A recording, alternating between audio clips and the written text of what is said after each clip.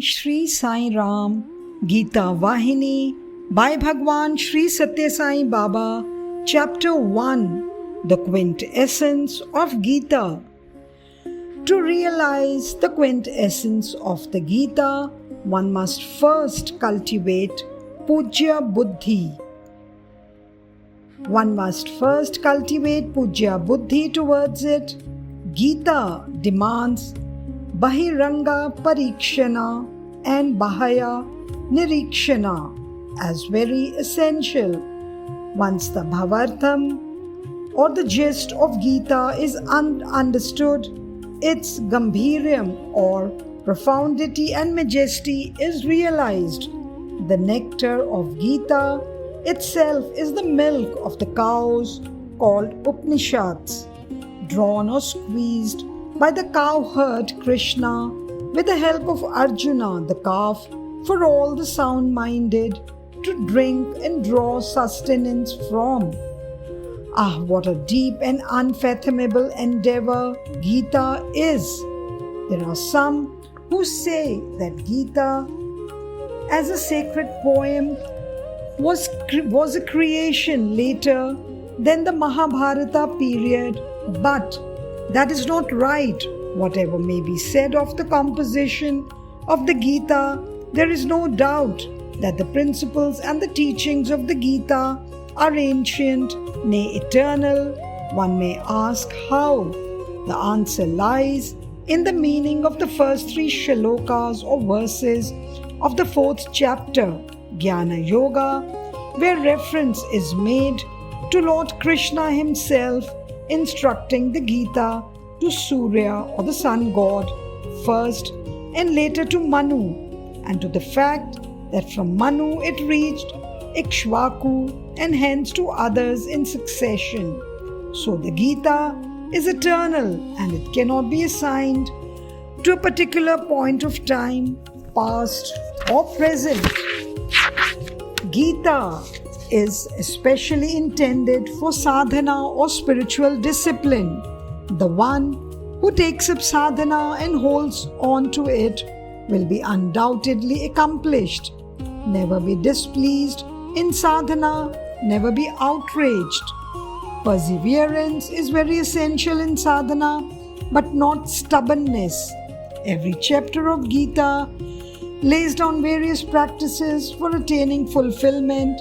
The message taught in Gita is as a boat that supports man to cross from the self-imposed state of bondage to the natural state of freedom or mukti or liberation and purity, which is his innate nature. The Gita ordains for man karya karmas, that is disciplines and activities, and karmas or duties which are free from the taints of vasanas or tendencies and impulses that tie him to the relentless cycle of birth and death. In fact, man has come into this karma kshetra or field of activity only to engage himself in karmas or activities, but not to earn the fruit of karmas. Nishkama karma is the teaching of the Gita, its fundamental lesson.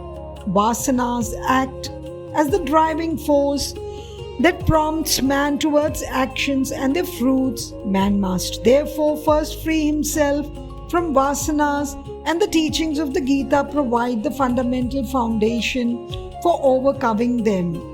The Gita is the compendium of the quintessence of the meaning of all the Vedas. It not only expounds about the outward karmas such as yajnams and yagams that are mentioned in the preliminary portions of the Vedas, but also the inward activities of the mind like the upasanas which are mentioned in the later portions of the Vedas. Jnana Yoga that ought to be practiced is also expounded in it. Whoever the individual and however great and scholarly, if he falls into bhranti or delusion, he is subjected to dukkham or grief, which acts as a hindrance upon his pravritti.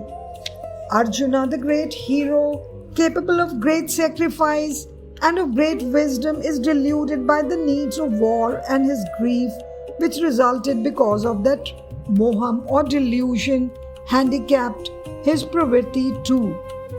This state typically leads to avivekam, where the person starts identifying the deham, that is the physical body, as the atma or true self. He imposes on the atma the unreal and ephemeral nature of the world and takes this delusion as true. He believes that his worldly duties as laid down by that false identification are his atma dharma. And moreover, he thinks of this thinking as wisdom. Hence, the first hindrance is moham, that is delusion or attachment.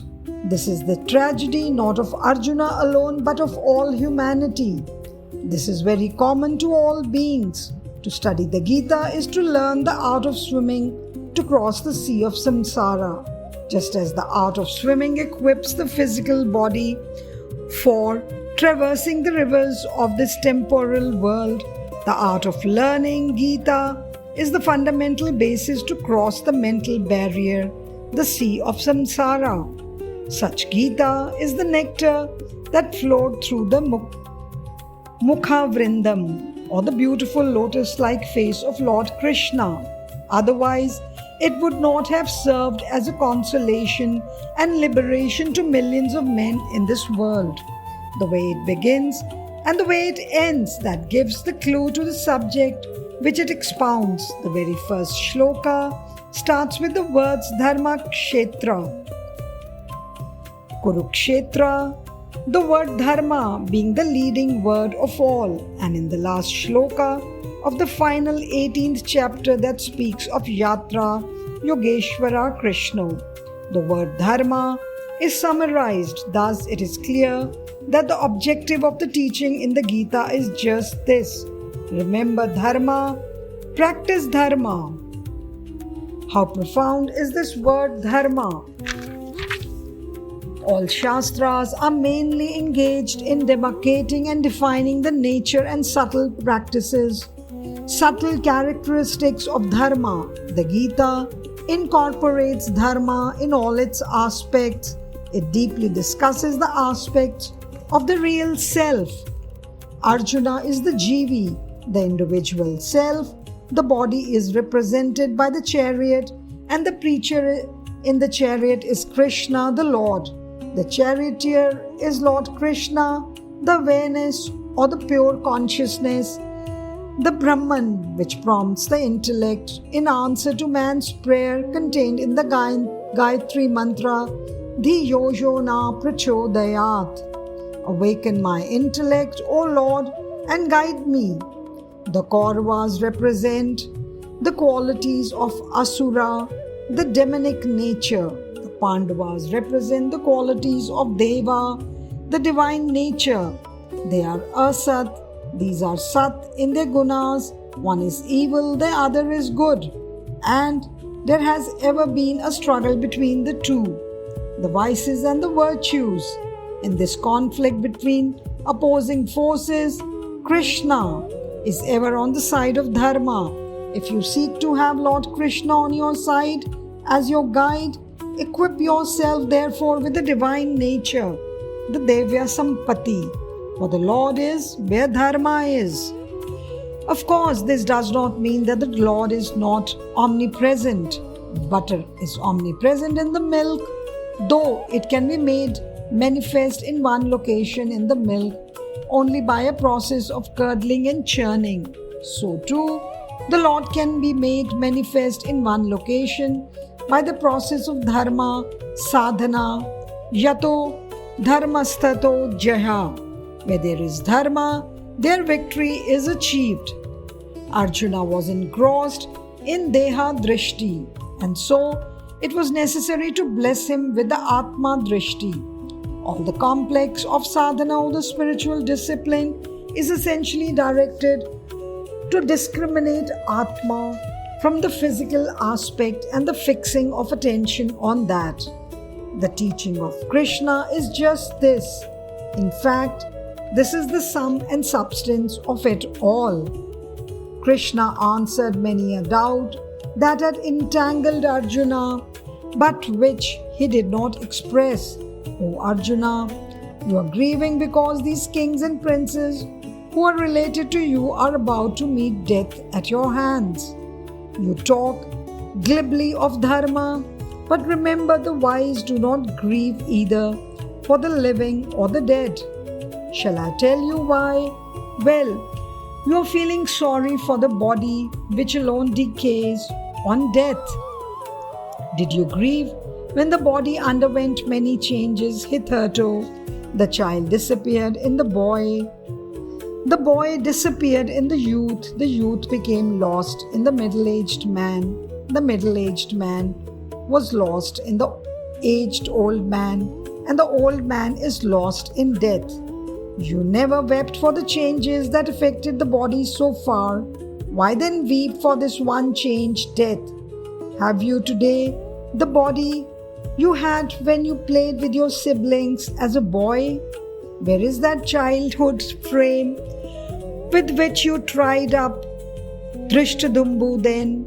You will remember that boyish exploit, but the body that achieved it is gone. So too, whatever changes your body may suffer, the Atma, the splendor of Pragyanam or the pure consciousness, remains ever immortal.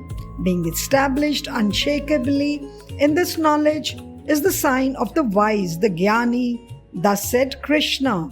You may ask whether you would not feel grieved when the bodies with which one had intimately lived together for many years go out of sight. But for how many have you to lament in case it is proper so to grieve? Have you thought of that? Joy and grief are as day and night. They have to be put up with. Both have to be gone through. If you refuse, they won't stop happening. If you desire, they won't start happening. They are both related to the physical, the material, the body.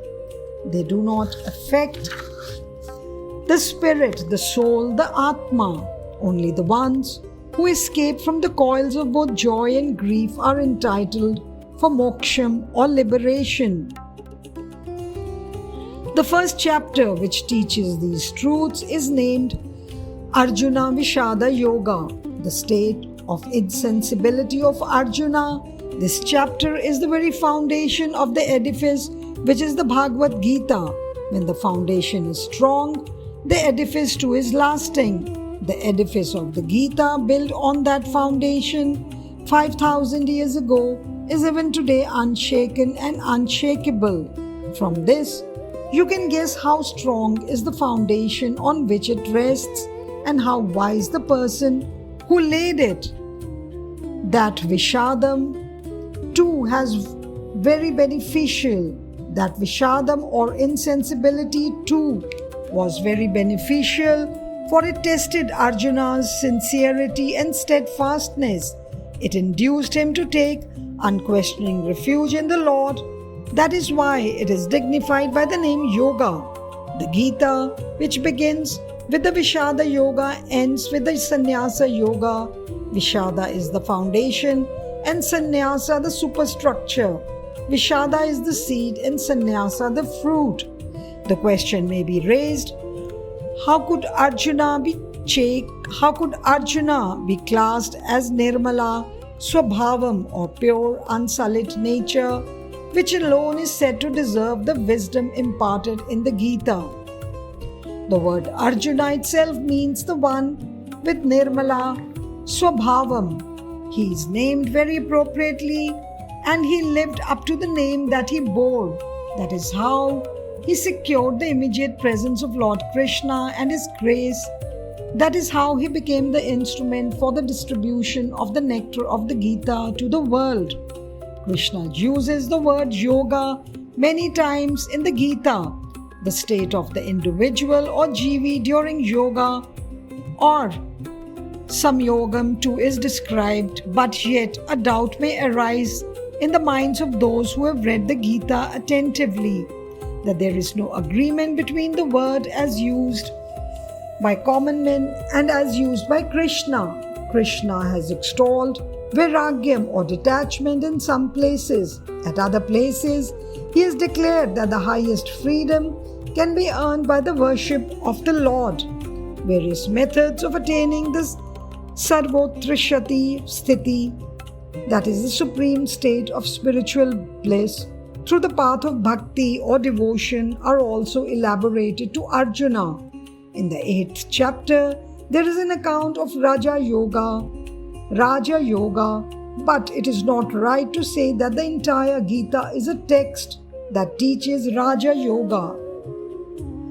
Samatvam or equanimity, Pratvekata, distinctness or uniqueness, Karmaphala, Parityaga, that is renouncing the fruits of actions, Puranatmarpana, complete self-surrender to Lord Krishna, Vimukti, freedom from the threefold shackles which bind one with the external world of objects, Sakarya or Niyamanusarana, the observance of good deeds and virtuous disciplines. These are the principal truths underlined in the Gita.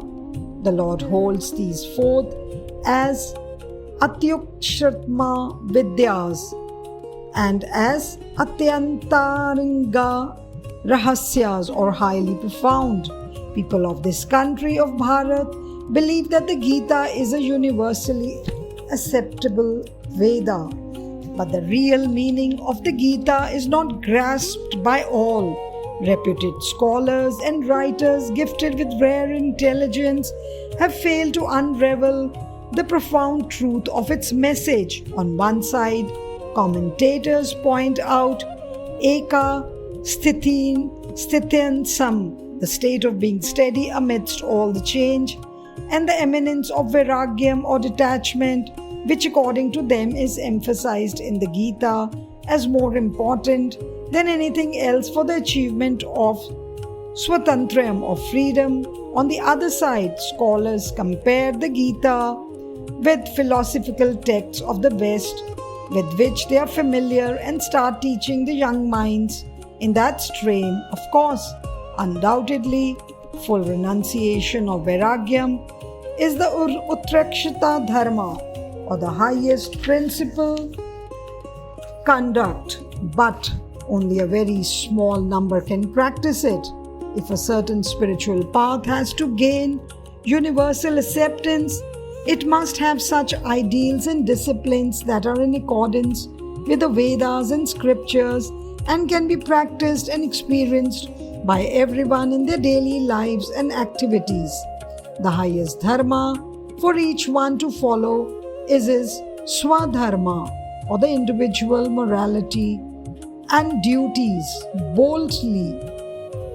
But how to follow it? As regards this problem, there is a conflict between matam and netika vidyanam, gehena karmano gati.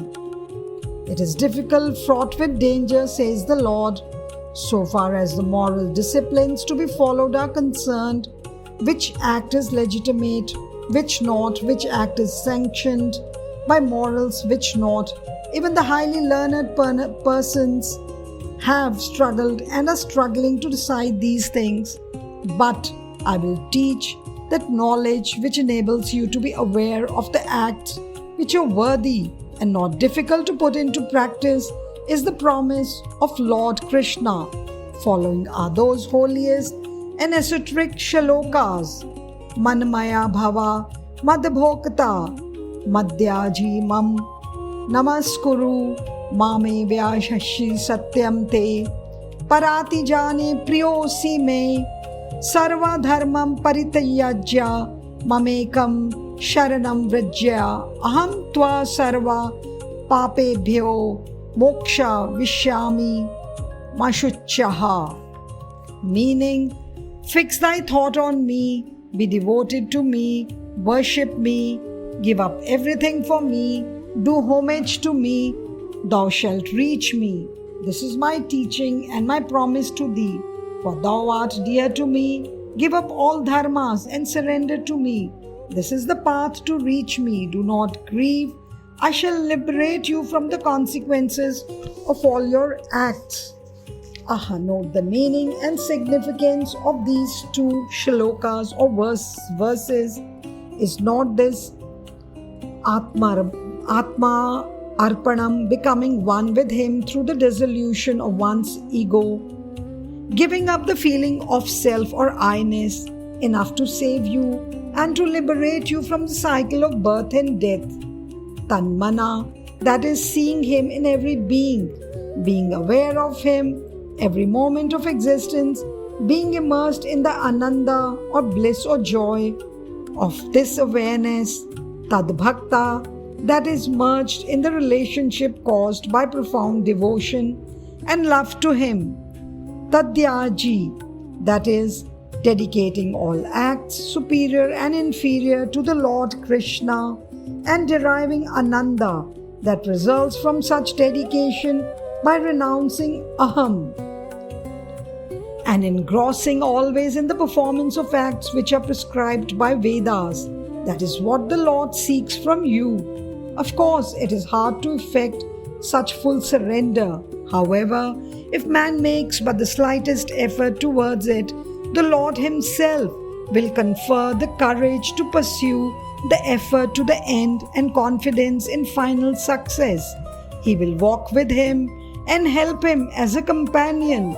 He will guide him as a preceptor. He will guard him as a savior. He has said, Swalampasya dharmastrayate mahato bhayat.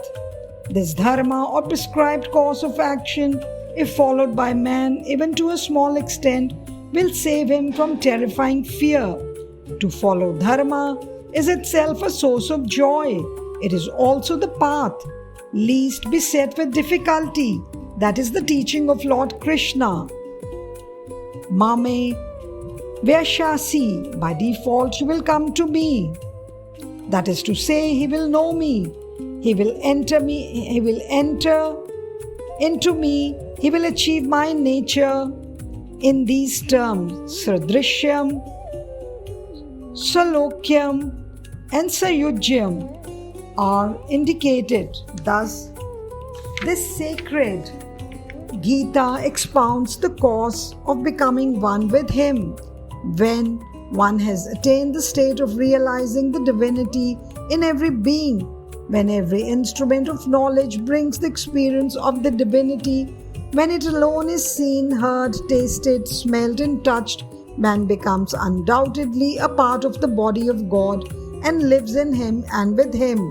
When this dharma or duty to your own progress is carried out, even to a little extent, you will be bestowed with Abhinava Shakti or a rejuvenated energy, Nirmala Anandam or pure bliss, Purna Sokhyam or complete contentment, and Pavitrata, holiness. This dharma is not laid down or recommended for the extraordinary among men. The Lord declared that every human being who has hunger for God and who exercises the discrimination bestowed upon them to discover that there is something basic behind all this change can reach him through this dharma sambandham, that is bond of dharma. Even the most heinous sinner can quickly cleanse his heart and become pure by surrendering to the Lord sincerely and with anguished repentance. Therefore, the Lord's command is that each should pursue the swadharma laid down for him. Each person should plan his life according to the spiritual foundations of his country's culture. He should give up the bhautika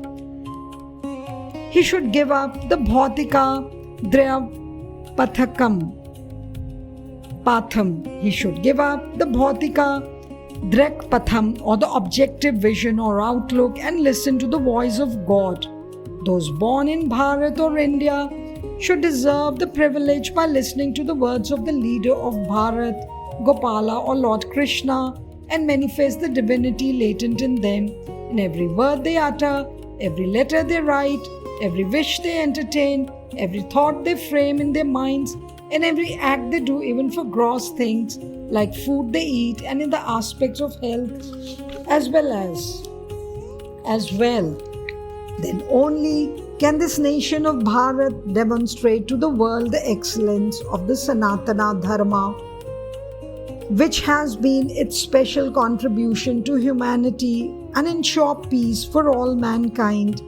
Acts or spiritual disciplines in line with the Sanatana Dharma alone can confer spiritual empowerment, which can encounter all crises. Such power would be granted by the sacred Gita alone. Jai Sai Ram. साईश्वराय विद्महे सत्यदेवाय धीमहि तन्नः सर्वः प्रचोदयात्। ॐ साईश्वराय विद्महे सत्यदेवाय धीमहि तन्नः सर्वः प्रचोदयात्। ॐ साईश्वराय विद्महे सत्यदेवाय धीमहि तन्नः सर्वः प्रचोदयात्। ॐ